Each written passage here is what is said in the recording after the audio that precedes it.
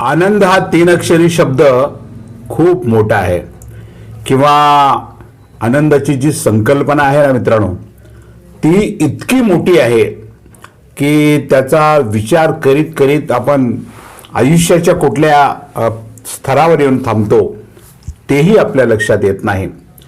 परंतु साधारणपणे आनंद हा आपला असावा, आपल्या हक्काचा असावा, स्वनिर्मित असावा, आपल्या बुद्धीने निर्माण केलेला असावा, आपल्या कष्टानं निर्माण केलेला असावा, किंवा ज्या आनंदावर आपला अगदी मजबूत हक्क आहे, आपणच ती निर्माण केलेली कलाकृती आहे किंवा निर्माण केलेली संकल्पना आहे, तर तो आनंद अत्यंत महत्त्वाचा असतो.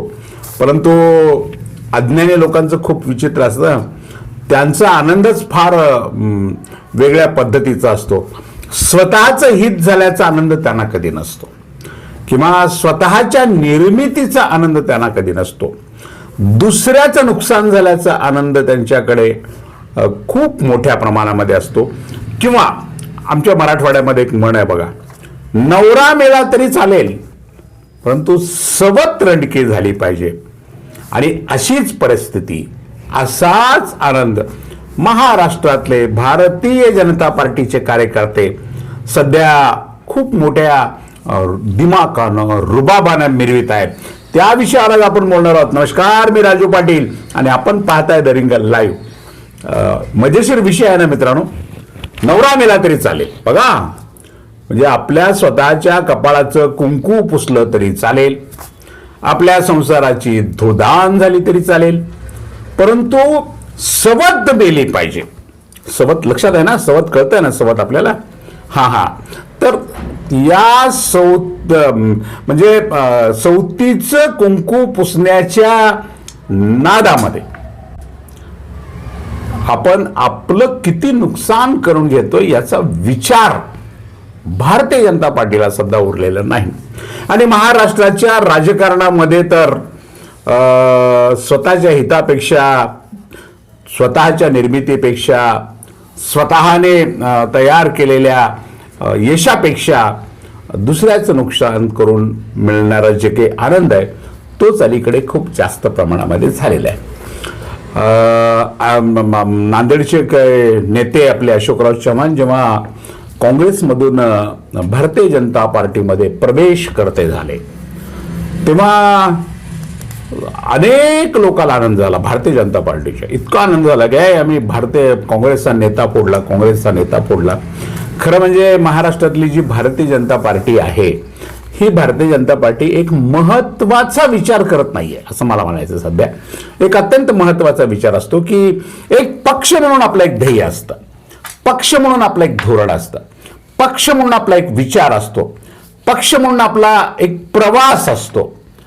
तर या सगळ्या आपल्या विचाराला, आपल्या धोरणाला किंवा या सगळ्या गोष्टीला मूठ माती देऊन, अक्षरशः मी मूठ माती हा शब्द प्रयोग केलेला आहे, आपण जेव्हा वाटेल त्या गोष्टी राजकारणामध्ये करायला लागतो आणि त्याचा आनंद साजरा करतो, अगदी सोशल मीडियावर साजरा करतो, फटाके उडवतो, काय पेढे वाटतो, पार्ट्या देतो, अजून आणखीन काय बऱ्याच भानगड्या आपण त्या आनंदाच्या नादामध्ये करत असतो.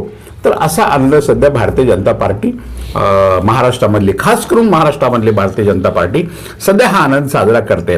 महाराष्ट्रामध्ये देवेंद्र फडणवीस आणि त्यांची जी भारतीय जनता पार्टी आहे यांना 3 सवती आहेत. लक्षात घ्या आता मुद्दा. एक सवत आहे शरद पवार, दुसरी सवत आहे उद्धव ठाकरे आणि तिसरी सवत आहे नाना पटोले किंवा काँग्रेस.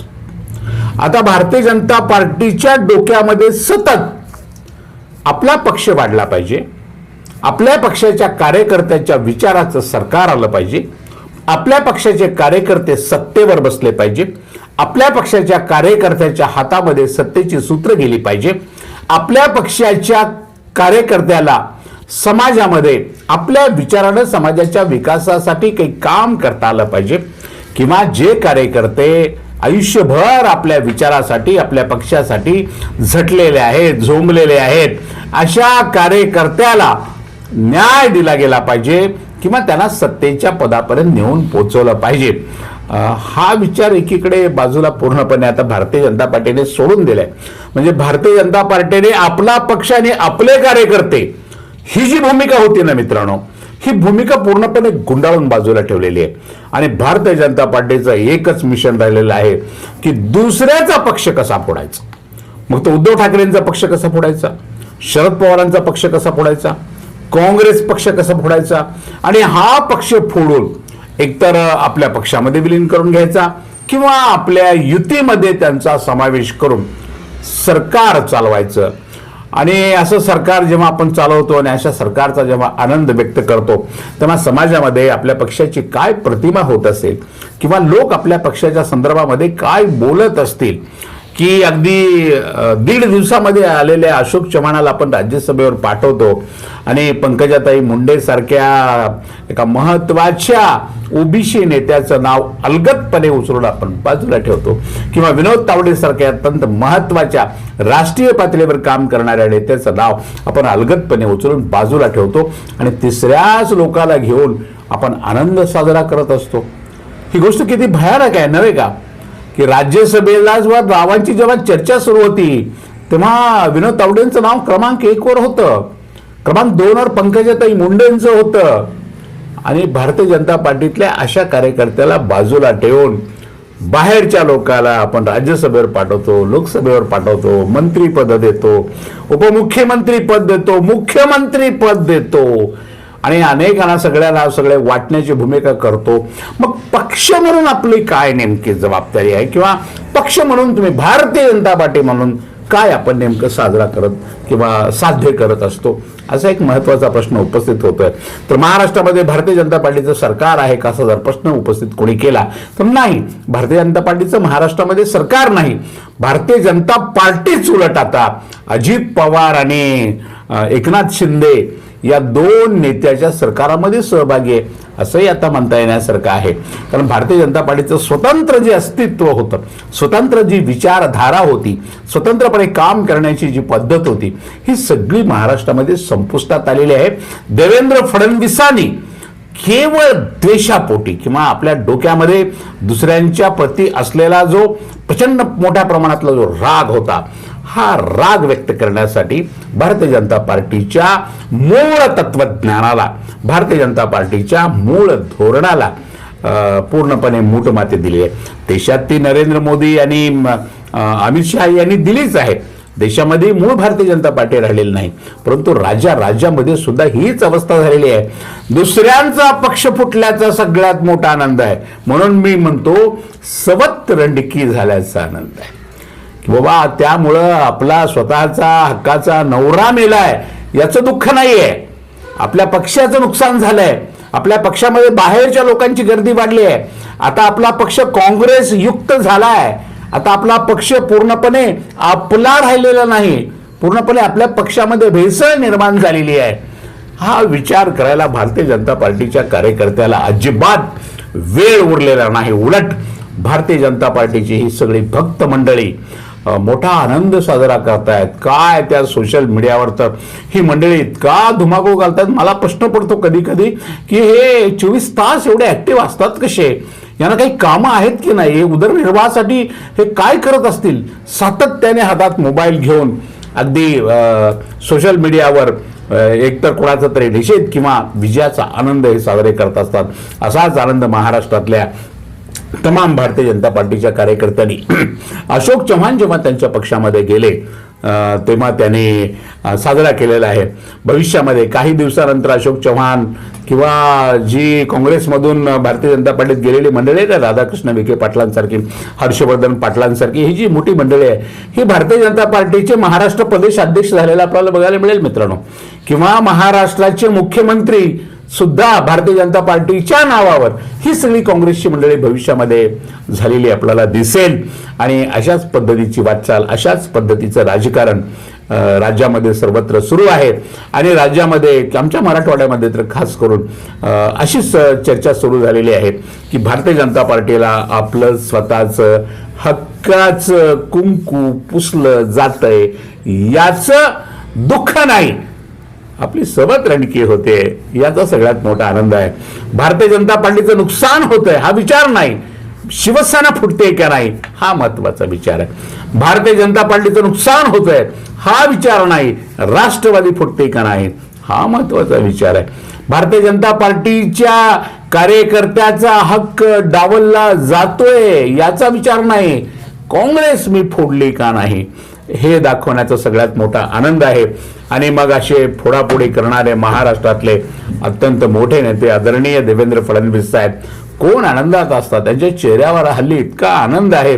हा आनंद कशाचा आहे तर ही पक्ष मी कसे फोडले, शरद पवारांची ताकद मी कमी करून दाखवली की नाही, उद्धव ठाकरेंची ताकद मी कमी करून दाखवली की नाही, काँग्रेसची ताकद मी कमी करून दाखवली का नाही, अशा पद्धतीचा आनंद त्यांना त्यांच्या गगनात मावेनासा झालेला असला तरी त्यामुळे भारतीय जनता पार्टी आपण किती कमजोर केलेली आहे. त्यामुळे 2024च्या निवडणुकीमध्ये भारतीय जनता पार्टीला हा महाराष्ट्र ज्या पद्धतीनं फटका देणार आहे, ज्या पद्धतीनं भारतीय जनता पार्टीचं महाराष्ट्रातलं लोकसभेतलं जे पूर्वीचं स्थान होतं हे स्थान खाली आणणार आहे याची चिंता देवेंद्र फडणवीसांना नाही. किंवा सर्वे सी वोटरच्या सर्वेप्रमाणे 2024च्या विधानसभेच्या निवडणुकीमध्ये एवढे पक्ष फोडून सुद्धा भारतीय जनता पार्टी सत्तेवर येण्याची शक्यता नाही. ही गोष्ट देवेंद्र फडणवीस कधी वाचतात का नाही, ऐकतात का नाही असाही प्रश्न निर्माण झालेला आहे. अखेर या महाराष्ट्राचं काय करायचं त्यांनी ठरवलं हे त्यांना जरी माहीत असलं तर भारतीय जनता पार्टीचं अस्तित्व संपवण्याचा पूर्णपणे प्रयत्न आता देवेंद्र फडणवीसांनीच चालवलेला आहे. आणि भारतीय जनता पार्टी एक काळ असा असतो की कुठली गोष्ट अशी म्हटली जाते की काँग्रेसच्या बाबतीत सुद्धा म्हटलं जायचं की काँग्रेसला कोणी संपवू शकत नाही. काँग्रेसला जर संपवायचं असेल तर काँग्रेसनंच पुढे आले पाहिजे. आणि ती गोष्ट खरी सुद्धा आहे. काँग्रेसला लोकांनी जनतेने नाही संपवलं. काँग्रेसला काँग्रेसच्याच लोकांच्या वर्तनाने सत्तेपासून दूर लोटलेला आहे. तो काळ आता भारतीय जनता पार्टीच्या बाबतीमध्ये सुद्धा भविष्यामध्ये तुम्हाला मला बघायला पूर्णपणे मिळणार आहे. कारण भारतीय जनता पार्टीमध्ये सुद्धा आता तो काँग्रेसचा विचार, ते काँग्रेसची धोरणं जी होती ना, मी नाही तर कोणी नाही, ही आता भारतीय जनता पार्टीमध्ये सुद्धा उत्तम पद्धतीनं रुजायला लागलेली आहेत. आणि दुसऱ्या विविध पक्षामधून भारतीय जनता पार्टीमध्ये प्रवेश केलेला सगळ्या मंडळींना भविष्यामध्ये या पक्षाचं काय करायचं किंवा कुठल्या पद्धतीने या पक्षाला पुढे घेऊन जायचंय त्याचं धोरण त्याही लोकांनी ठरवलेलं असेल.